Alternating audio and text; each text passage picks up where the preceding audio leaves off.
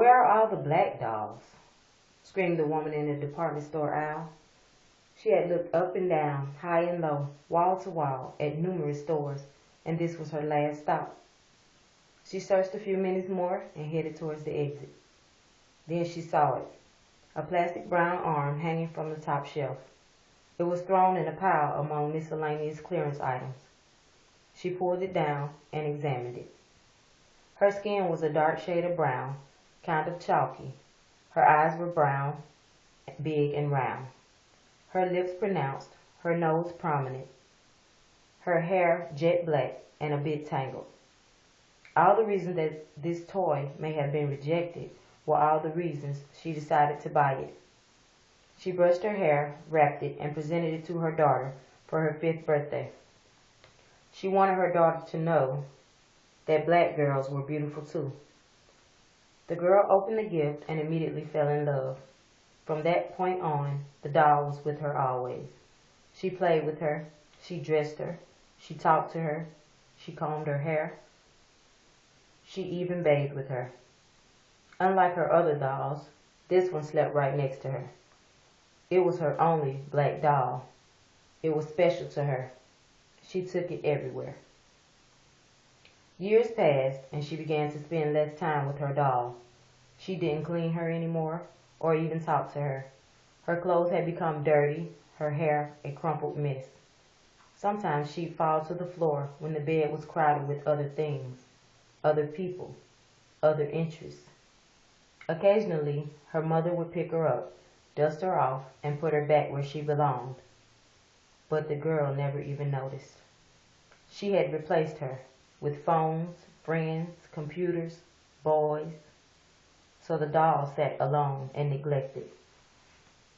More years passed, and the doll could rarely be seen. The mother, looking for something in her daughter's room, noticed the doll was missing, but instead found makeup, skimpy clothes, drugs, drug paraphernalia, and condoms. How had she missed this? How could she not know? When did this all start? My only child, she thought. Where is she? She called her daughter's phone. No answer. She went to her friends' houses. She wasn't there. She tried the mall. No luck. She drove the neighborhood, the city, the familiar areas where she thought she might be. But truth is, she didn't know. She had no idea where to look. She came to the realization that she didn't know much about her daughter. She had not sat on her bed and talked with her, picked out her outfits, laughed with her, combed her hair, or bathed her in years.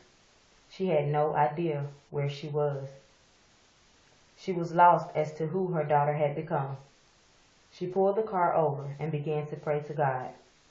She asked him to guide her to her daughter, to forgive her for being so blind and unattached all these years, to forgive her for being so focused on other things that were less important.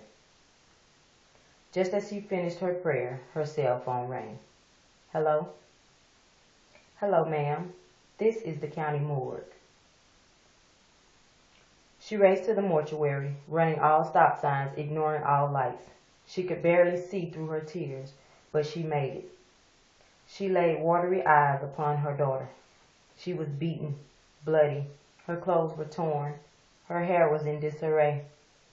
She had been raped and found with a needle in her arm, missing for 3 days. She begged God to let her wake up, but it was all over. She was too late. That weekend, she buried her beautiful black daughter. Her tombstone read, "Here lies Doll."